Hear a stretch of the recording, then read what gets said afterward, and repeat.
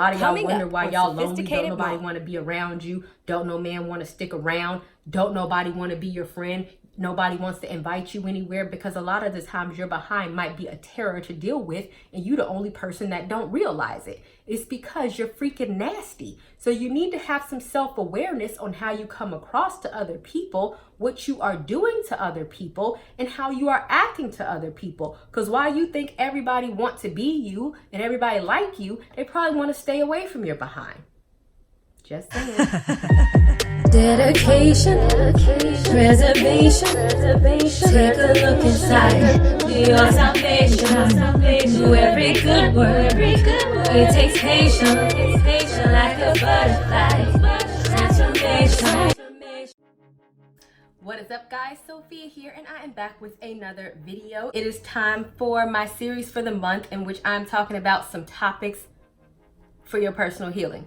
So this topic is going to be about how to get over all of your personal healing, specifically by engaging the fruits of the Spirit. So before we get in the video, don't forget to check the description box because I put a whole bunch of stuff in there. Don't forget to join my Patreon because I talk about all things leveling up. And without further ado, let's go ahead and get right on into it, shall we? Okay. So when we talk about the fruits of the Spirit, they are things that are opposite of the works of the flesh. And I actually have talked about the works of the flesh extensively on my channel, so check in the description box for that. So the fruits of the Spirit is basically the basic direction that God gives us to be a good human being, a healed human being, a perfect human being, whatever you want to call it. But of course, as I know you're already saying, because my psychicness is tuning in to what you're saying, is that we're not perfect. Indeed, you are right. We are not perfect, which is why it is so hard for us to get over all of these freaking issues that we have. And it is so hard for us to engage in the fruits of the Spirit, even though when I read them, they seem very simplistic to do. But because you have inner workings or inner issues that are unresolved, it is very difficult for people to actually engage the fruits of the Spirit. So I'm actually going to read them and then we'll go from there. So we are going to go to Galatians chapter 5, starting from verse 22. But the fruits of the Spirit, the result of his presence, God's presence within us, is love, unselfishness, concern for others, joy, inner peace, patience, not the ability to wait, but how we act while waiting, kindness, goodness, faithfulness, gentleness, self-control. So these are the things that you always need to practice as a human being. They sound simple, right? And if you are telling me that this is you, you are a daggone lie. I know for a fact it ain't you, because most people just lack the ability to do these things. So I'm going to take them piece by piece on how to implement each thing and why exactly people have trouble doing them because of some past issues that they might have that are unresolved within them. So the first thing that we're going to start with is love, and it is the unselfish concern for others. So let's be real, y'all. What I have noticed even in romantic relationships, I feel like this is the biggest offense when it comes to love. I did a video on when love isn't enough. I also suggest that you check out that video as well, because when you talk about the idea of the way God intended love, that is the love that most people are not reaching, because most people are very selfish when they love. They are thinking about what they can get and not what they can give. So men tend to think, oh, what can I have? Can I get her sex? Can I get her body? How far can I get her to reach? And if you have dealt with a man like this, then they are depositing issues in you so that when you go to the next man, you are not giving them your full love, and you don't want to be unselfish because you think that they're taking advantage of you. And therefore you get into your next relationship thinking, I'm not going to be taken advantage of. So now I'm going to say to myself, what can I get from them instead of what I can give? And there the issue lies. This can also be with the entitlement mentality, which I also have a video on by chance. This could be with the entitlement mentality where people seem to think people owe them something. It's always, what can I get? I am your friend because I can get something from you. I want to date you because I can get something from you. I am your family, therefore you owe me. No, And typically that mentality stems from somewhere, and it could be, depending on who you are, 50 billion, million things. But see, when it speaks of the dynamic of love, and this is why I like the Amplified Bible, it says the unselfish concern for others. Anybody who knows me is I'm the type of person where I'd be like, hey, let's be friends, everybody. I'm so naive, right? Because women have this whole thing where they just automatically want to come against one another and feel like they're crabs in a barrel and stomp on one another to get ahead, because most people don't function off that unselfishness. Most people don't want the best good for other people. Most people don't want to say, hey, I want to see you succeed, or I want to be proud of you, or I want to be proud of your accomplishments. And that is an issue within you, not within them. You can't blame them because they're doing better than you, or they got a promotion, or they're doing well in life. You know those low-key shade comments that you be being low-key shady? Y'all know y'all be being low-key shady. Stop that mess. Stop, because the other person know you be being low-key shady too. And see, when you do that, when you're like, oh, you look pretty today, except for, that's probably 2 sizes too small, and I think that outfit fit 2 years ago, but you just have that little flab right there, but no one can tell. You're being shady. And guess what else you're doing? You're planting insecurities in the other person, and that's how things start, and then it grows within them, and then you have created another problem.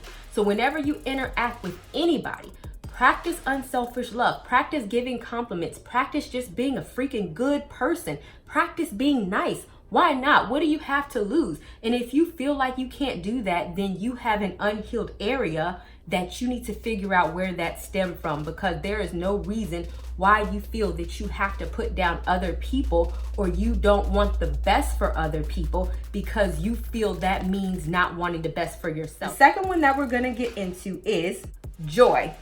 And it's not just joy, but it says inner peace.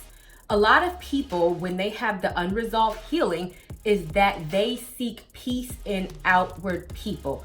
I seek peace in my relationship. I want this person to make me happy. I expect this job to make me happy. I expect money to make me happy. I expect my house to make me happy. What type of car I drive to make me happy. I expect, all of these materialistic people, the type of man, the caliber of man. I expect these things to make me happy. The flawed thinking of that is all of these things are external to you. And when these things disappear, because they may, then you go back to being unhappy. And that means that your situation is always wavering depending on what is going on external around you, and that should not be so. If you are healed, then you know that happiness comes from inner peace. I am content because I am me, and I am happy with me, and I am all that I need. I don't need nobody else but me and the good Lord. And if he gives me other things, great. That just adds on to my joy. Therefore, if other things are taken away from me, I am still happy because those things did not validate me, they did not make me, and they did not define my happiness. And that's not to say that, oh, if you break up with somebody, you cannot be sad, or oh, if a family member passes away, you cannot be sad. These things certainly do happen.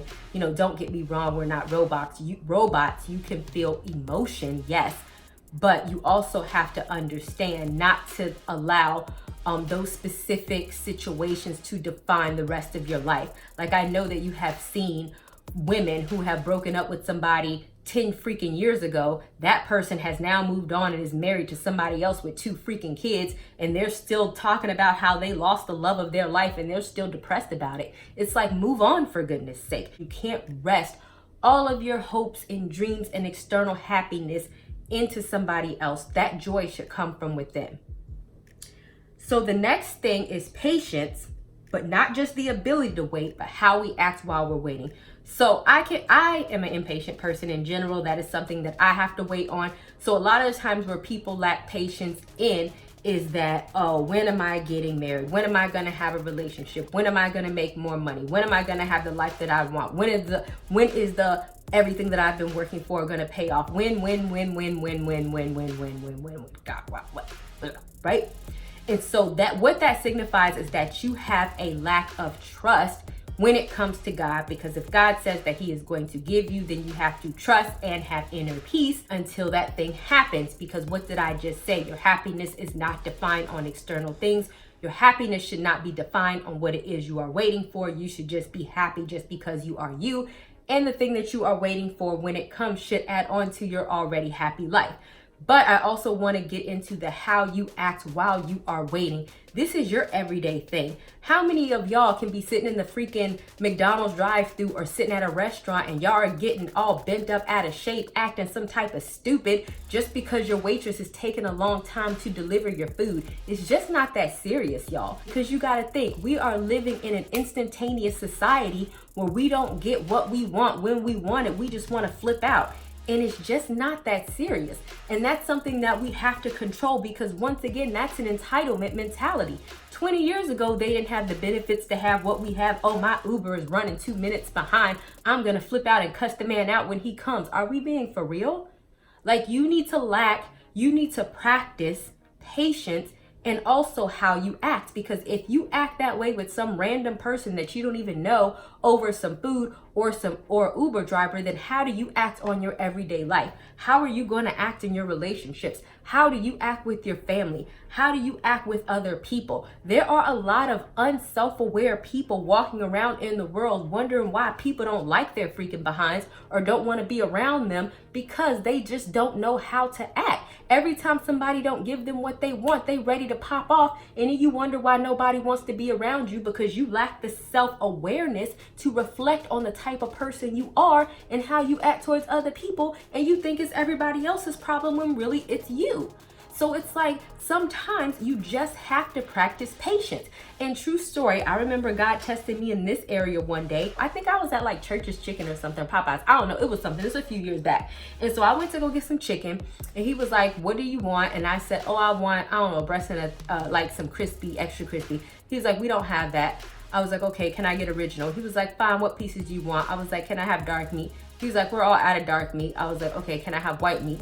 And he was like, okay. And he was like, well, what size do you want? And I said my size. And he was like, well, we don't have that. And you know, I remained calm the whole time. And the guy was looking at me, because as a black woman, because you know, we have our stereotypes, he was expecting me to snap. But see, you can break the people's mind, break the stereotype, and also just don't behave like that, because whether they had the food or not, it wasn't going to make a difference me acting real ugly in the restaurant when I have the ability to just turn around and walk off if I don't like the food, or if they don't have what I want to eat. It's just not that serious. I could just be like, okay, thank you, bye. There's no need for me to cuss him out and act all stupid. So the next one is kindness, goodness. I'm going to say kindness and goodness. I'm going to take that the same way, just because they're kind of the same thing. And this is how we act towards other people. And I kind of already went into this, because a lot of us have issues towards other people. Sometimes it's warranted. Sometimes people have an attitude with you. Sometimes they talk about you. Sometimes they don't like you, and therefore we act that way towards them. I'm not telling you to, be a doormat to people, to treat you wrong, but I'm also telling you not to repay evil for evil. I'm a huge person of saying, yeah, I can forgive you, but forgive you from a distance. That don't mean I have to engage with you, fine. But that also doesn't mean that I have to get into a rah-rah back and forth situation with you. I can still treat you with respect, but not deal with you. That's the difference. So even if you're saying, but you don't understand what that person did to me and why I don't like them, that's fine. That's completely fine. You don't have to like them, but still wish them the best in life and go upon their merry little way. You don't have to like them and still not be trying to, knock on their door and beat up their new girlfriend just because they broke up with you, two weeks ago, and now they have somebody else. All of that is not necessary. And so you could still respect people and treat people with kindness just because it's the right thing to do. And a lot of people have trouble with this, especially women, because once again, their own insecurities. How many of y'all have looked at a woman that you don't even know and automatically, oh, she thinks she all that, and you start treating her any type of way, you haven't even said hello? Why? Who says she's all of that? You did. You made an assumption, and now you're treating this woman nasty for what?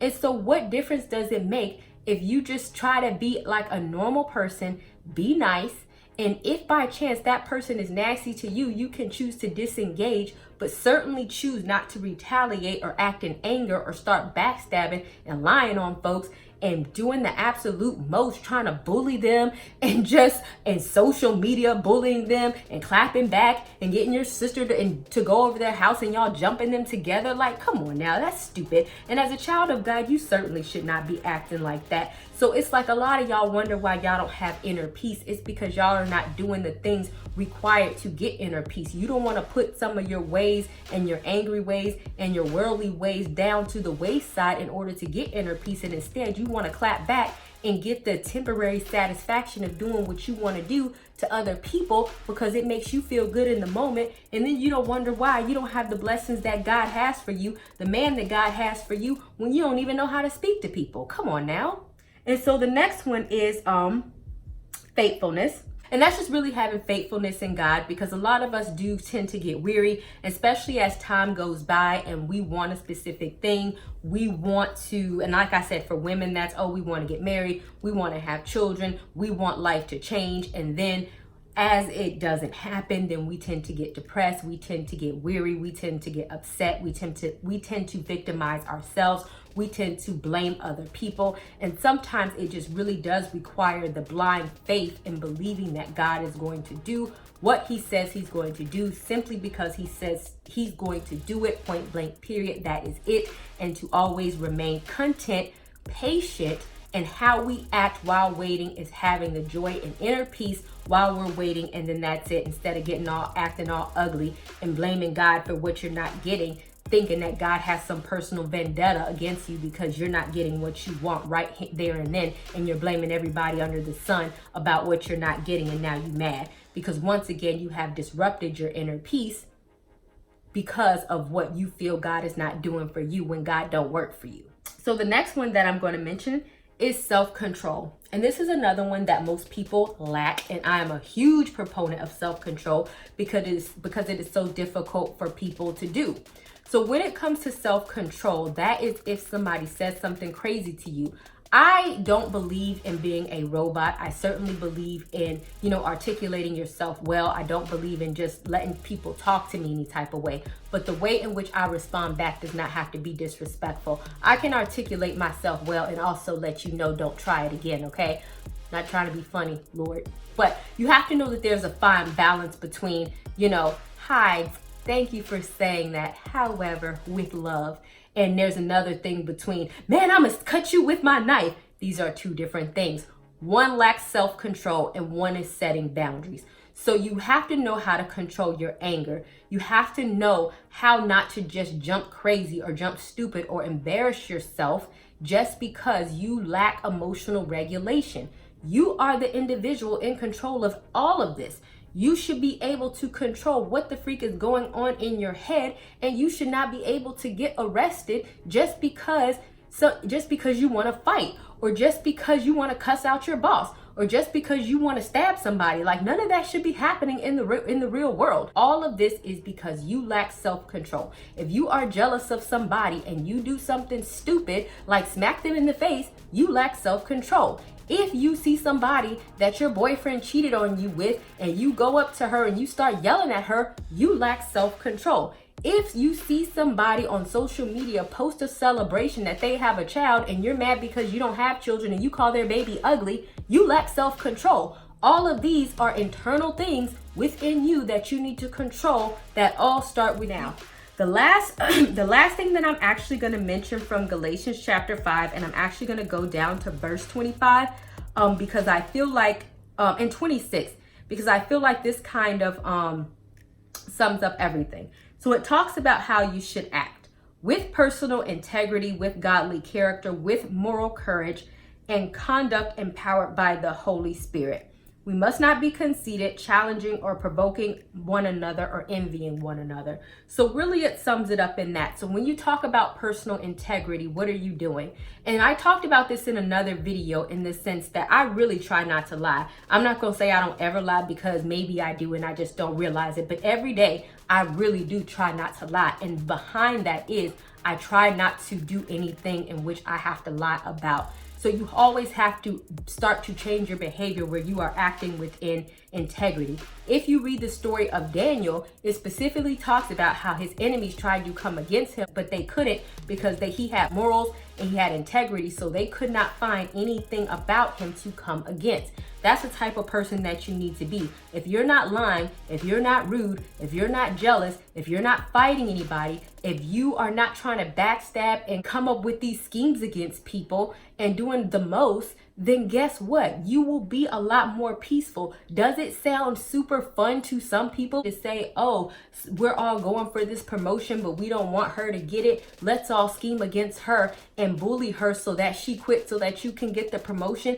To some people, that sounds cute. To me, that sounds freaking devilish. That's evil. Just believe that if you were meant to get a promotion, that you would get it based on your own merits and your integrity, and that you would just work hard and that you would just get the promotion. And if you don't get it off of that, then oh well. Don't feel like you have to stoop to crazy levels or do something immoral just to get what you want, because ultimately you are not answering to that company. That company is not the boss, but rather God, and that is the person who is going to judge your actions in the end, regardless of what you want in life. So always act with integrity and moral character, and do not seem to provoke other people, because a lot of y'all want to do that. Y'all like, oh, let me just pick at this person. Let me see how far I can push them. Let me see if I'm going to get them to snap. And then when they snap on you, oh, look, it's that person. And then you want to play victim. Don't do that, because God knows your heart. Even to everybody else, if it looks like you're the victim, God knows what it is you're doing. If you're the type of provoking person